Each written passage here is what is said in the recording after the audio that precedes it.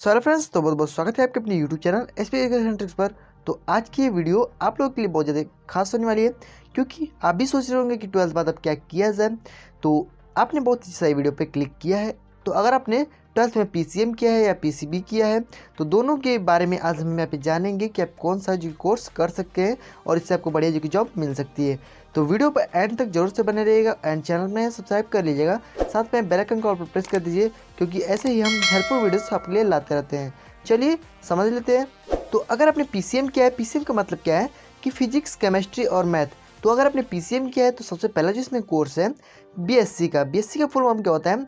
Bachelor of science. ठीक है, ये हमारा 3 साल का, ठीक है, 3 साल का ये हमारा कोर्स होता है। तो इंटर में पीसीएम करने के बाद बीएससी का ख्याल आता ही है। बीएससी करने के बाद आप ग्रेजुएट कहलाते हैं और ये बहुत ही पॉपुलर कोर्स होता है। मतलब आप कोई भी प्रोफेशनल कोर्स नहीं करना चाहते तो यह 3 साल का बीएससी कर लीजिए। तो नेक्स्ट जो हमारा कोर्स आ जाता है बीटेक या बीई का। तो दोस्तों बीटेक या बीई में से कोई एक कोर्स आप कर सकते हैं। ये कोर्स 4 साल का होता है। इस कोर्स को करने के लिए इंट्रेंस एग्ज़ाम देकर के भी आप कर सकते हैं। अगर आप इंट्रेंस एग्ज़ाम नहीं निकाल पाते हैं तो बहुत सारे कॉलेज डायरेक्ट एडमिशन भी देते हैं, लेकिन ध्यान रखिए इंट्रेंस एग्ज़ाम दे करके अगर आप जाएंगे तो आपको अच्छी कॉलेज में एडमिशन मिलेगी और आप इस कोर्स को अच्छे से करेंगे तो करियर की असीम संभावनाएं हैं। और नेक्स्ट आपका जो कोर्स आता है बी आर्क। बी आर्क का मतलब क्या है कि बैचलर ऑफ आर्किटेक्चर। ये कोर्स 5 साल का होता है।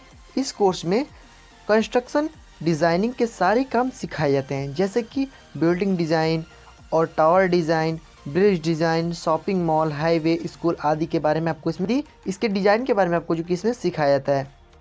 तो चौथा आपका आता है बीसीए। जिसका इंटरेस्ट कंप्यूटर फील्ड में है वो बीसीए भी कर सकते हैं।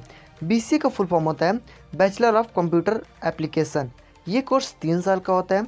इसमें आपको कंप्यूटर एप्लीकेशन के बारे में पढ़ाया जाता है। इसमें आप इंट्रेंस एग्ज़ाम देकर भी एडमिशन ले सकते हैं, फिर डायरेक्ट भी आप एडमिशन ले सकते हैं।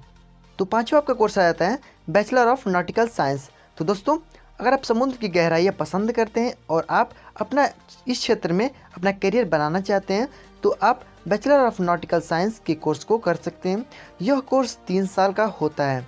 इसके बाद आप सबमरीन इंजीनियर का जॉब भी कर सकते हैं। तो छठवा आपका कोर्स आता है डिफेंस जॉब। तो दोस्तों अगर आपके अंदर देश सेवा का जज्बा है तो आप डिफेंस की तैयारी भी कर सकते हैं। डिफेंस में आप NDA, navy, army, air force etc की तैयारी कर सकते हैं। यह सब बहुत ही रेपुटेड होता है, इसलिए आप इसकी तैयारी कर सकते हैं। तो ये तो था हमारा पीसीएम के बारे में। तो दोस्तों इसके बाद हम जानते हैं पीसीबी के बारे में, मतलब 12th बायोलॉजी के बाद क्या करें। इसमें भी कई कोर्स होते हैं जिसमें आप अपने मन से सेलेक्ट कर सकते हैं। पीसीबी का मतलब क्या है कि फिजिक्स, केमिस्ट्री और बायो। ठीक है, तो इसके लिए अब हम कोर्स को जान लेते हैं। तो सबसे पहला जो हमारा कोर्स आ जाता है कि बीएससी। तो दोस्तों इंटर पीसीबी से करने के बाद बीएससी करने का ख्याल आता है।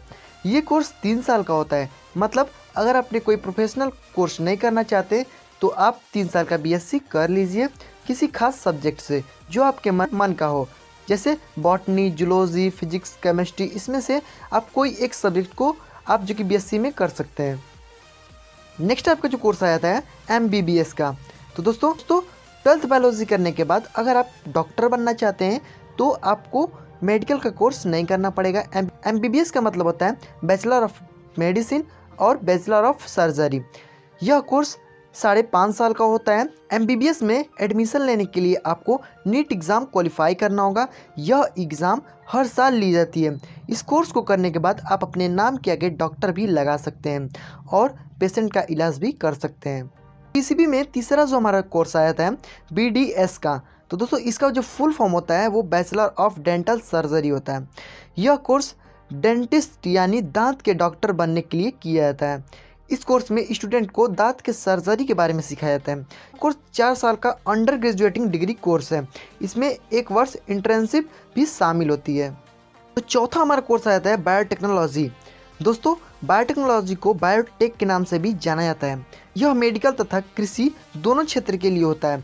बायोटेक्नोलॉजी जैविक का प्रयोग करके नए प्रोडक्ट का निर्माण किया जाता है। तो पांचवा जो हमारा कोर्स आता है बी फार्मा। बी फार्मा का मतलब क्या है? Bachelor of pharmacy. यह कोर्स हमारा 4 साल का होता है। यह कोर्स मेडिकल के अंतर्गत ही आता है। इसका संबंध दवाई, ड्रग आदि से है।